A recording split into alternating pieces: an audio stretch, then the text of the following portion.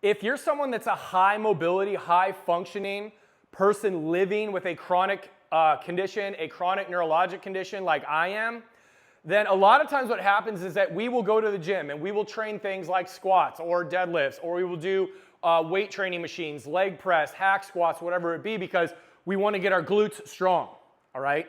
However, what I've noticed after 25 years of working with high mobility people with neurologic conditions is that a lot of times there are certain muscles of the hip and certain joint angles, joint movements, and joint receptor function inside the hip that is neglected.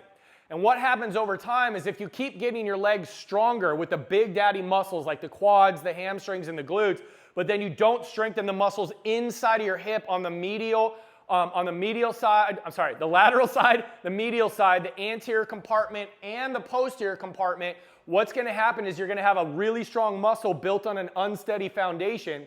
And if you have a neurologic condition and you don't stimulate and really target the joint receptors, you may end up with hip weakness, hip instability, and balance loss out of nowhere, and you're scratching your head being like, how could this happen to me? I trained so hard. What is up? So the exercises that I'm going to show you today are going to counteract that, combat that, and give you an amazing movement prep to do before your lower body training.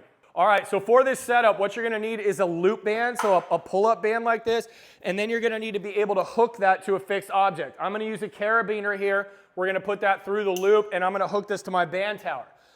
Now, if you're in a gym or you don't have a band tower, you can always hook this to an exercise bench, a dumbbell rack if it's safe and it's heavy, a squat rack, whatever it might be. And then what you're going to do here is you're going to step in that band. You're going to put that around your leg like this. Now, my head's going to get a cut off here, so you're not going to be able to see me as much, but that's all right, okay? And then you're going to get just enough tension where this band is taut. Then you're going to step to the side. Now, what I want is for you to go into a little bit of a side lunge. So you're leaning to the side this way, abs are in, okay, getting set. Then you are going to take this leg, you're going to step, you're going to pull to the outside leg, hold that for a sec, and then you're going to slowly return. So all of the weight is on your left leg. As you bring this leg forward or bring this leg to the side, you're going to squeeze with this glute, stand up, and pull in with this leg at the same time. So my hands are in ready position, abs are in, step in and hold, okay? And then slide back out slow. Step in and hold, and slide back out slow.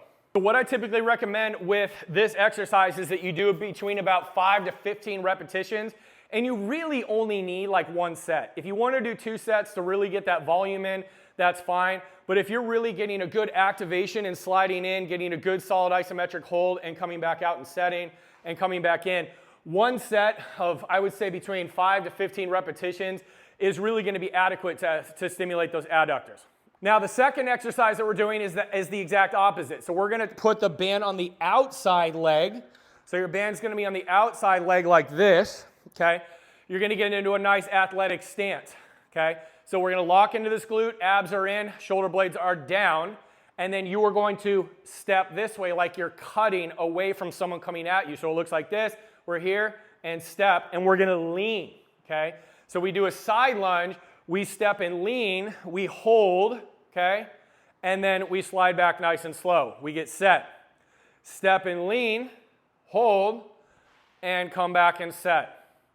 Step and lean, hold, and come back and set. So that elastic energy on the band stimulates the stabilizers as we step out. And then as we lunge down into the glute, then we get isometric, eccentric control down here, or eccentric, then isometric control here in the outer portion of the glute, locking that into that position and then coming back. So we're training our body to make a lateral step, hold it, and then find its way back to center. Again, I recommend doing between about 5 to 15 repetitions, 1 to 2 sets before you do your lower body work. All right, so the third exercise that you want to do is you want to put your foot in the loop like this. Now we're going to get locked in, okay? We're going to shift into the non-banded leg, so we're going to get ready into that glute. Then you're going to use your hip flexor. We're going to pull on that band, and we're going to step forward. So it looks like this. We're going to get set on the left leg. My right leg's banded. Step and forward. And then slide back. Pause. Step and forward. Slide back and pause. So it's a knee up and then kick forward. Knee up, step forward. and come back. Knee up, step forward, and come back, okay? Again, 5 to 15 repetitions on that. That's going to activate your hip flexor, your psoas, also work on getting you into that reflexive spinal stability up before you step forward with that, so the brain really gets used to bringing that leg up and moving it forward instead of trying to bring that leg up and bringing it round, or bring that leg up and having it fall to the inside. And the last exercise that we're going to do here is we're going to put our foot in this way, so the band is sitting kind of on our Achilles heel or Achilles tendon. Okay, we're going to load our weight into the non-banded leg, so we're going to be right here.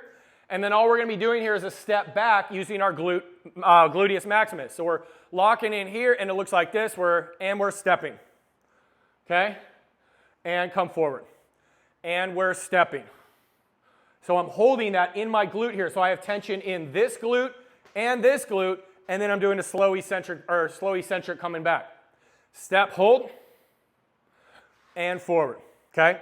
And we're gonna do again, 5 to 15 reps, 1 to 2 sets.